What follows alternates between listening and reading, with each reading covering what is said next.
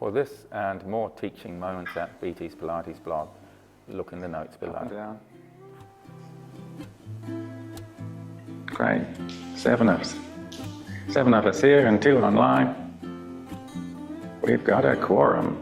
That's a funny word, isn't it? Quorum. You know, it's we do this every time, but you know, I'm looking for exercises that are simple to teach, simple to do, and in the meantime I can get on with doing my best to be inspirational. I like rabbiting on and waffling on, trying to be inspirational. So they're simple to do. Now just as you're going up and down, I'm going quite fast. I must be revving this morning, must have had a cup of coffee. I'm letting my toes lift and wriggle a bit while I'm going up and down. Can you multitask? So, and I see, smooth movement. There's also a stretch. Well, just hang in the stretch. And there's also just strength there as well. You come on up, and so there's lots of things going on in terms of a really good exercise. It's that sustained loading with no weight on your heels. Guess what? That's a doorstep heel. There's no weight on your heels. Now, when in normal life do you ever get around with no weight on your heels? I suppose in bed maybe, but that's not going to stimulate healing of the tendons and strengthening of the muscles. It's not going to get that stretch as well. They're all very good stretches. So I'm just going to do it. Here's another simple one. Just tap, tap, tap, tap, tap, tap, tap.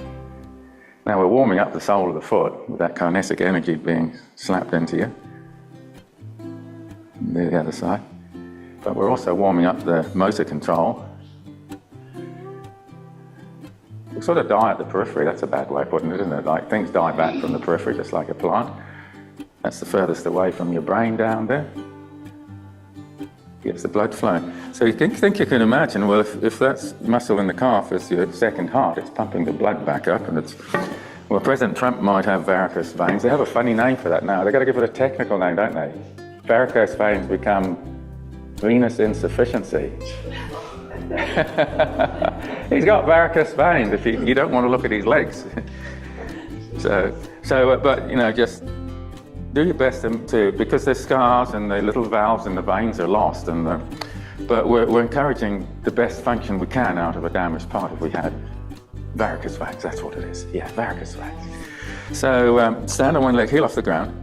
And again, just simple things so this is the first thing, just doing that. And ideally, if you want to maintain here, you'd do 7 minutes a week on one leg and 7 on the other. And it's a really, really good maintenance.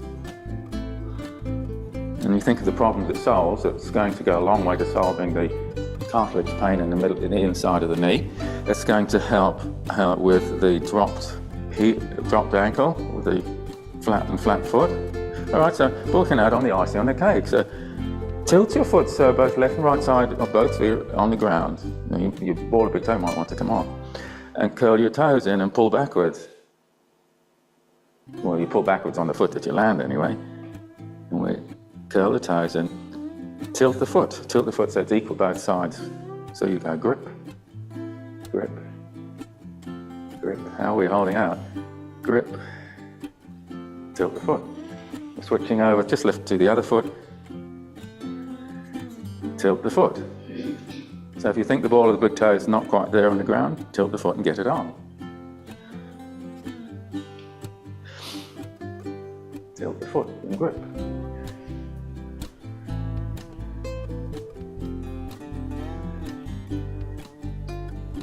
We live in a very comfortable society. We go around and flap around and in shoes. So we never get the feel of what it's like to put our foot on gravel and, ooh, you tense your foot up to, of course you tense your foot up because it's so darned uncomfortable when it's barefoot. You get swelled. But we can add in the maintenance here, and we can, and we should. Take a footstool. I'll show you, before we get on the footstool, here's the positioning of the feet for warrior pose 1. You see the right angles. And we're going to put a stick there and aim the knee at the stick. So it's not coming forward. That's not good. It doesn't look good posture. It goes back, and now you're tall, aligned, and looking really cool. Something like that. All right, so put the footstool at right angles. So why the footstool? Just reminding you that I want one foot directly forward and one sideways. And then you just see if you can do that. maybe this is the sort of the old folks version. So when you send your knee to the stick, I want you to grip with the front of the foot, and you're pressing the pads of the toes and the balls of toes into the footstool. Keep your body vertical. Is that strengthening up that leg? You feel your quad muscles working? So I'm going to suggest just put your fingers on top, a couple of fingers on top, like that. So there we go. In warrior pose, you have palms down. What happens if we go, just palms down? That is the best way to do it. Your knee may well want to angle forward, because that's the lazy muscles cutting in and the postural muscles that aren't strong, because we're not running up and down hills and jumping over obstacles. So the knee is going directly to the stick, sideways, and you're looking directly forward. Tall, reasonably relaxed, I hope. Aware of your environment. Pushing into the foot to send the knee to the stick. Come forward, just go there and hold there. Right, arms out. You go warrior pose with a foot on a footstool. And you might feel that the muscles are working here on the inside of the knee. And you're curling in with your foot. From there we could have a play with it. We could spend a whole hour on warrior pose 1. It's actually a postural alignment exercise if we do it with good form. We're starting off with we want the feet at the right angles, and the knee goes towards the stick. Not forward, but we're ready. Stick, send the knee to the stick. I've just got my fingers on top there. Maybe my palm would work fine. Think about the knee going to the stick. Curl your toes in and press the front of the foot. If the foot still slides away, bring it a bit closer to your body. But if it's not sliding away, don't worry. Yeah, there's a sweet spot somewhere. Foot's still sliding away, your hams and your buttocks are not working enough. Quad's trying to do all the work. So the quad's working to kick the footstool out. So if you squeeze your bottom, you'll find you won't just stick with the stool and slide away. So the glutes working. Yeah, okay. And hamstrings are working. Okay. Don't know about you, but I found that was fairly energetic. So now we've done a preparatory for the warrior pose. See if we can do this, put the same things in. So you can still imagine your knees going to stick, it's going directly sideways. You take your feet up, notice the stool won't slide away, so can you grip with your feet? Tilt both feet so that the front of the foot's equal left and right. And then 1, 2, 3, 4, 5, 4, 3, 2, 1. Big round. Very strong, energetic pose. So push through the foot, and just remember the knees going towards that imaginary stick. Out we go. Tilt the foot so you've got equal weight over the front of the foot. You're pressing your toes in. 1, 2, 3, 4, 5, 4, 3, 2, 1.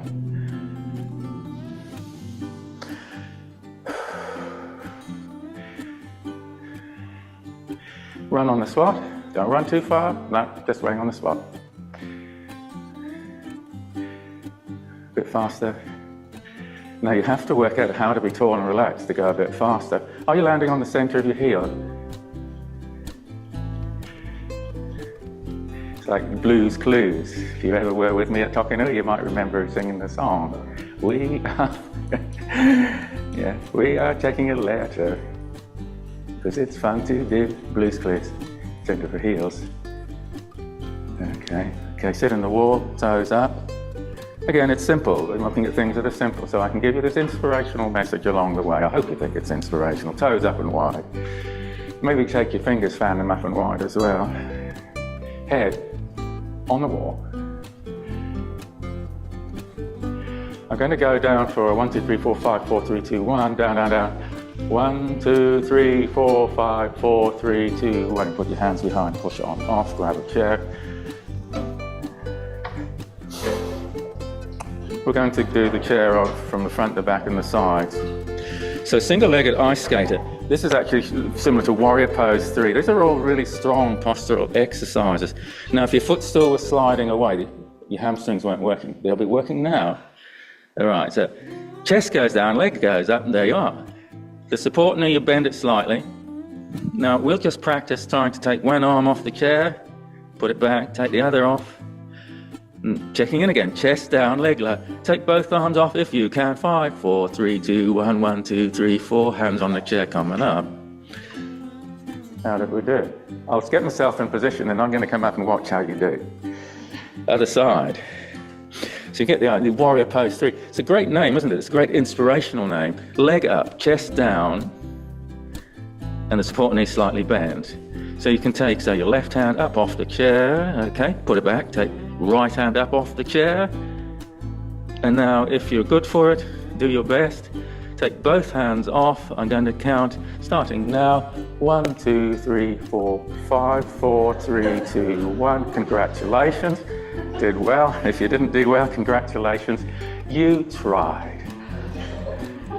And there's a story about that. You tried. Well done. So let's just keep the flow going. I mean, you could do quite a lot more. If you wanted to be a competitive athlete, you would do more. Did you feel your hamstrings working? We'll grab a chair, we'll grab a stick. Now the stick helps us to move smoothly. Just wonder how we can, I think we can manage this is like, yeah, here you go.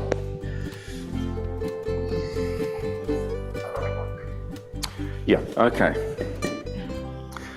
The ankle's in line with your back. Just bring the stick up on an angle, about like that.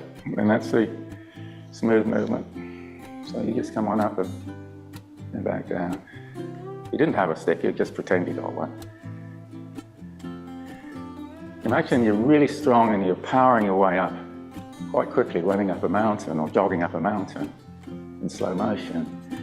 We're going to go to the other side of the chair. The ankle's in line with your back, and there's the stick on the angle.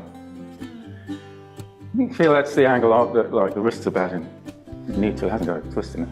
And it's just like running, slow motion up the hill. Maybe you're doing a sequential exploding out of a sprinter's blocks for 100 meters. Easy, easy, okay. So come back the other side. So I got away from the chair, but what happens if we, okay, no, I've got, yeah, so just take it, the other palm up this time. There, just feels a different sort of opening perhaps. That's what I want. So if we made this stick really heavy, we'd be doing something similar to a preacher's curl, wouldn't we? We're working the baby carrier muscle. And you've got a baby hooked under your arm. And we think that if we were young mums, we'd possibly have a baby hooked under our arm on the other side, and we'd be really strong, because carrying babies makes you strong. No kidding, let's change sides. So there's the stick, and it makes the movement smooth. But it's also a different feel, isn't it? Totally different feel, working palms up. So it's a whole integrated movement. We could leave the hands out. We could take a barbell, little hand weight. You think that would really strengthen up the shoulder girdle. And because it's smooth, we got the smooth of the posture mnemonic. Tall, relaxed, aware, smooth. If we go to the back of the chair. Now, just I don't want to do this. Down. Imagine you're a surveyor, surveying with your theodolite. If you don't know what a theodolite is, it doesn't matter. It's a surveyor's instrument. They look through it like a little telescope, a little short telescope. And then you want to look around the side corner of a building because you're a detective. Surveyor, eyeing up the top of Mount Aspiring. Detective, eyeing up. And there we go. And you can grip with the front, just curl your, oh, sorry.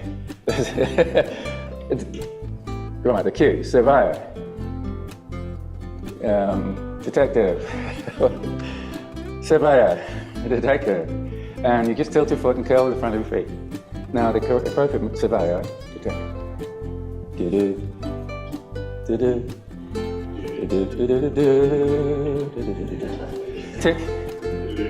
tock, tock, tick, tilt the feet. See, there's a lot of really good alignment and strength work going on in our feet.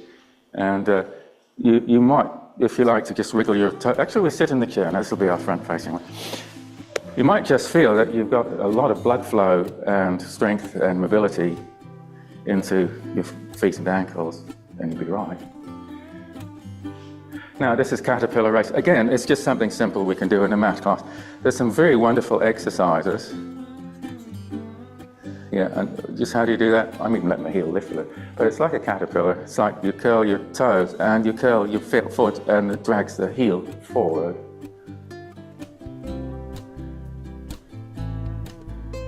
And we can drag forward, can't we? But can we push back, curl the toes under, push the heel back, curl the toes under, push the heel back?